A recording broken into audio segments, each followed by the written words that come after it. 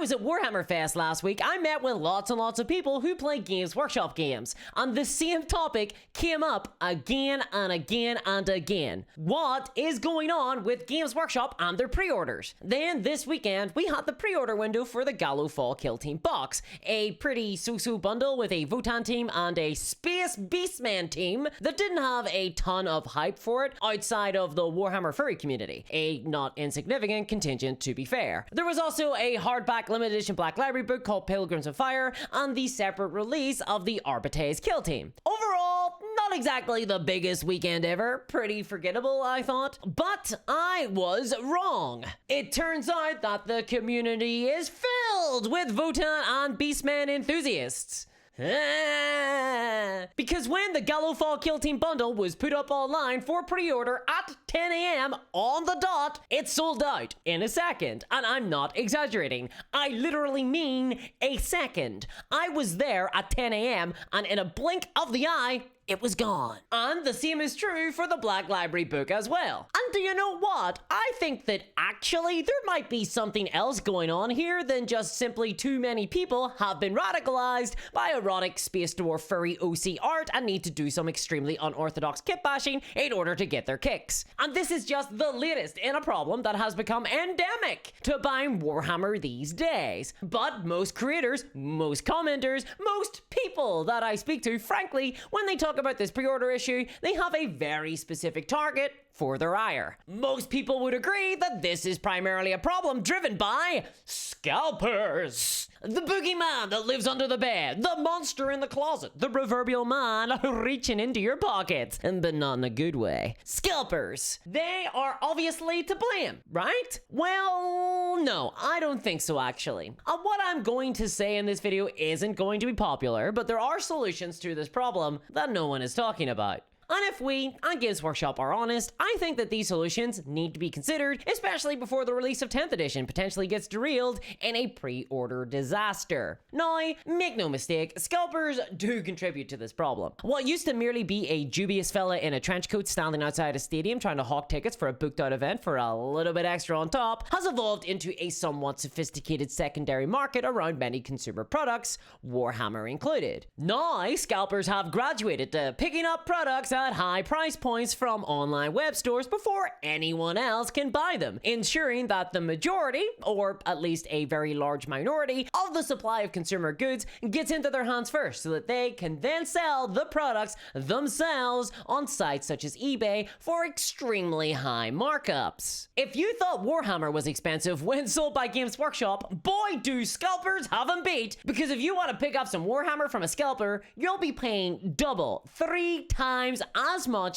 as the recommended retail price from them. So you're going from heavily overpriced to exploitatively expensive. I will say, it's always a little funny to hear people that in one breath will defend the price of Warhammer as set by Games Workshop, calling miniature wargaming a luxury hobby, and then in the next breath complain about high eBay prices from secondary sellers. It always seems to be only a luxury until they can't afford it, in which case it suddenly becomes a very pressing matter that must be fixed. Models for me and not for thee. But that's not a luxury, though. Coffee and socks are not a luxury. All right, give me a luxury. What luxury should I have? Private plane.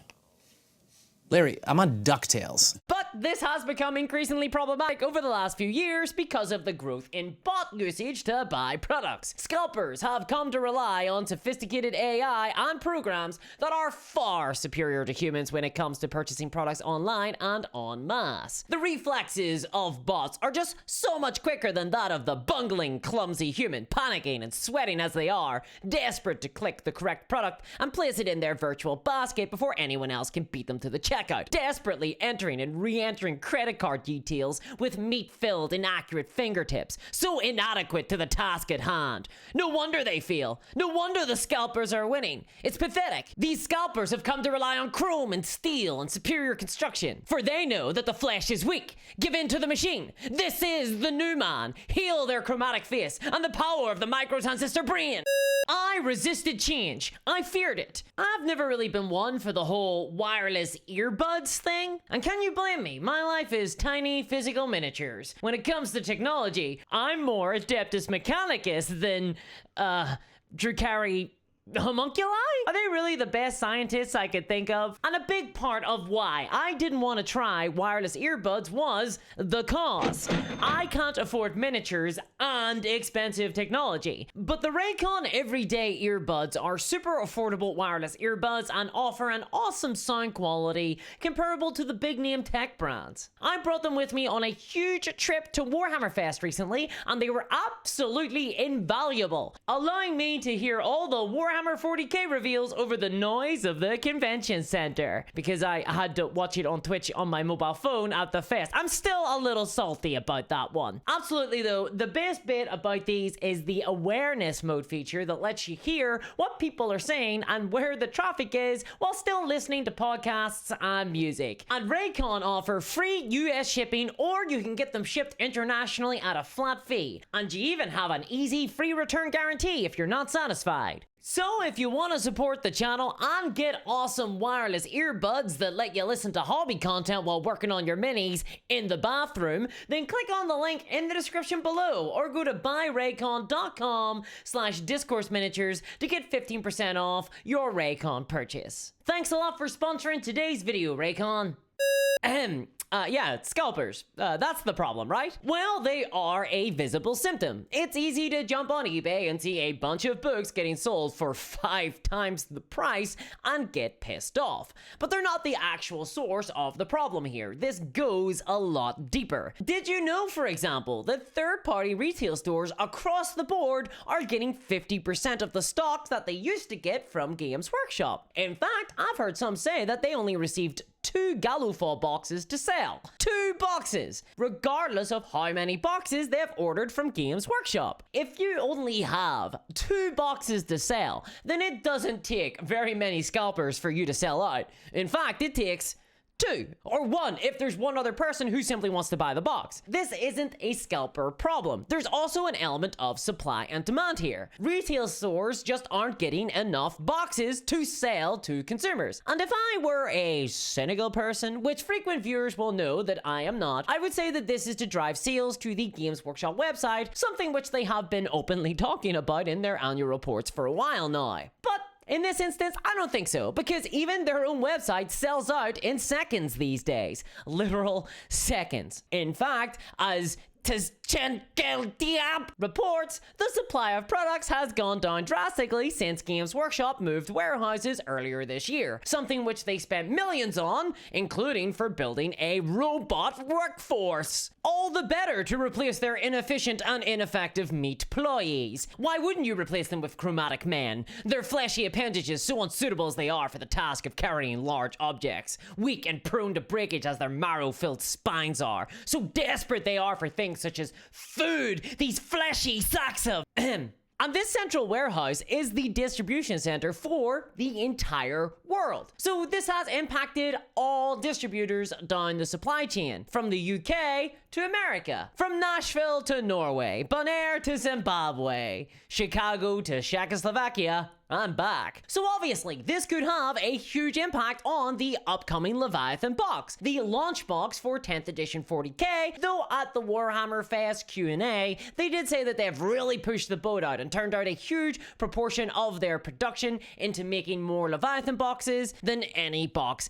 ever before. In fact, I suspect that their churning out of Leviathan boxes in anticipation for the launch of 10th edition is probably contributing somewhat to this overall supply problem. So then, there we have it. Warehouse problem, get that sorted. Done and dusted. Jobs are good. Leviathan box, sorted. Warhammer, sorted. And that's where most conversations about this topic end. It's all about the supply, right? Games Workshop just need to get the finger out and resolve the problem. Well, not entirely. See, the thing is, I'm not wholly satisfied by this because people keep forgetting that this isn't a new problem. This dates way back before 2023 and the warehouse change. This has been a historic issue with buying Warhammer products, one that keeps cropping up again and again and again. It has just been amplified recently by an even lower supply. This isn't just simply a supply issue. There is a problem problem of artificially inflated demand as well. You see, the thing is, Games Workshop aren't like most other wargame companies who just create a new miniature and then put it up on their store for anyone to buy, and there, that's your new release. Enjoy. You know, I hope you like your new miniature. Instead, Games Workshop do things a little bit differently. They have developed a sophisticated business model that is, let's be honest, far more sinister. The scarcity model.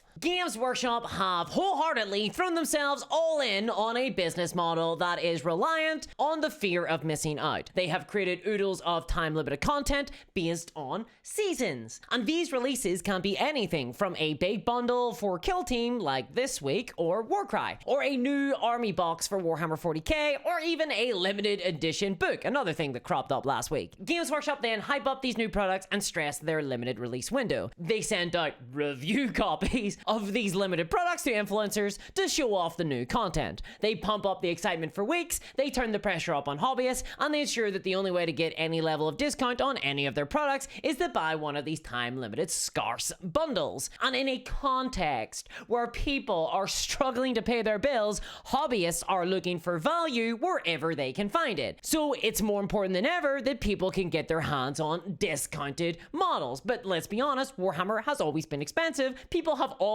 been desperate for some level of, well, affordability in the market. This, by the way, feeds into the scalping issue we talked about before. Because the thing is, the higher price on the product, the more attractive it is to scalpers. For example, if instead of releasing Lionel Johnson at a price point of $110 for a small squad, they could have instead released that model for $20 to $30, which would have been a far more reasonable price for a small squad like his. And then we just wouldn't see scalpers to the same extent. And then of course on top of that, there's all the cross-pollination between product lines. It seems like Games Workshop have begun maximizing the number of customers for each of their individual product lines, creating competition between players to buy what they need. For example, the terrain and models from Kill Team are usable in Warhammer 40k. In and of itself, not a problem. But what that means is that the number of people who want to buy the box set are times 100 compared to if it was just a Kill Team only release. Great for sales, not for Kill Team players. Then creme de la month,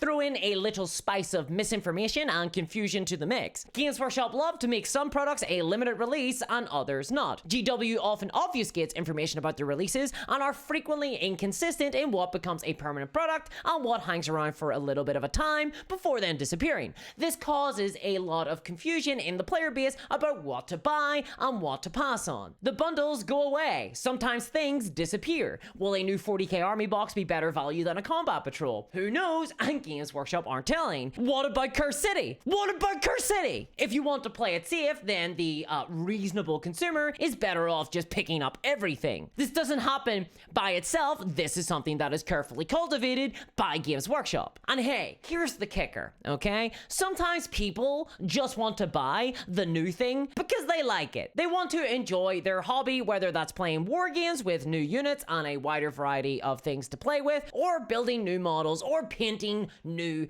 things. And I don't think that's a problem, actually. I think that wargamers should be able to buy new wargame products when they come out. I don't think that there should be a premium on people picking up stuff when they release. So then, what does this all make? What kind of pie are we baking here? Well, it creates a huge population of consumers who do the right thing according to Games Workshop marketing. They desperately try to wake up before noon, to be online on the Games Workshop web store in time to try and pre-order their desired box set or their limited release or the new models for an army that they collect, because they might never have another chance to get this product ever again, or at least within the next few months, or even to simply get models at a discounted, much more affordable price via a bundle box set. And this pressure, this behavior, this new cultivated way of buying, this is all causing a ton of anxiety in the community as the high pressure sales tactics of Games Workshop bubbles over into, inevitably, anger. When most people don't get what they want, when the things they're told is super important is completely outside of their reach, partly because there simply isn't enough boxes, then this results in the entire marketing hype serving to only frustrate more people than simply titillate. No wonder the wargamers are so mad. No wonder it was one of the most talked about topics at the Warhammer Q&As. This affects a whole whole swathe of the community. And Games Workshop have created the entire situation. They are a victim of their own successful marketing. They have cultivated this behavior in the consumer base, they have encouraged it, and now they can't actually follow through with the supply for the demand that they have created. I didn't want to blame Games Workshop for this one, but hey, I'm just the doctor, I didn't make the needle sharp. I have talked with fellow content creators who don't understand. Why are people so mad at influencers who are making content around these new products? It's not like influencers have any control over the stock levels. That's true, and obviously influencers are a drop in the ocean in terms of product allocated to them. They really aren't impacting this at all. But content creators on the internet are at the very least adjacent to the Warhammer marketing department. And because consumers are being lathered up and primed for sales by videos showing off these sold out products, this inevitably turns to frustration and people have begun turning on content creators. But it is the central problem that doesn't get addressed because, let's be honest, Games Workshop kinda like it this way. It's driving tons of sales, they're selling out of product, they've always pushed a low volume, high margin model,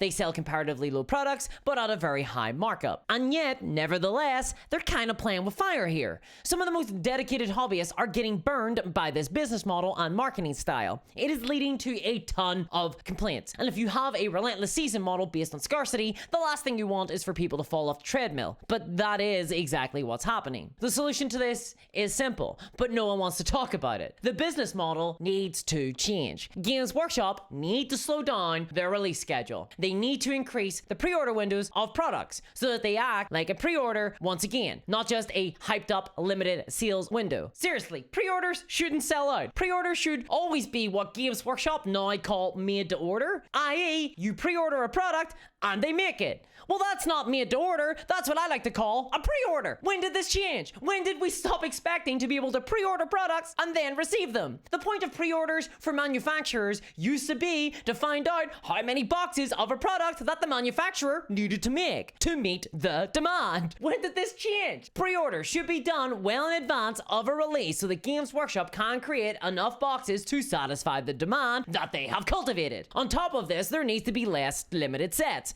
and less bundles. Instead, we should see actual sales on products in the online store. This would resolve everything. It would fix the supply issues, it would undermine scalpers, and also ensure that influencers stop getting so much flack. And it would also, joy of joys, alleviate anxiety and frustration in the Warhammer community. It would be better for all of us. It might lead to less sales in the short term for Games Workshop, but you know what? I suspect that it might lead to more growth of the community and less churn of players. And that would mean more long-term profits for Games Workshop. So next time a pre-order product sells out in a second, I think it's time that we ask, why was this even a limited release anyway? And why the hell did I have to wake up in time to see the sun just to be disappointed? And if you want to hear about why I think Games Workshop need to improve Warhammer Fest for next year, check out this video here. And it's only thanks to the support of my patrons that I can create this type of content, so please check out patreon.com/discourseminiatures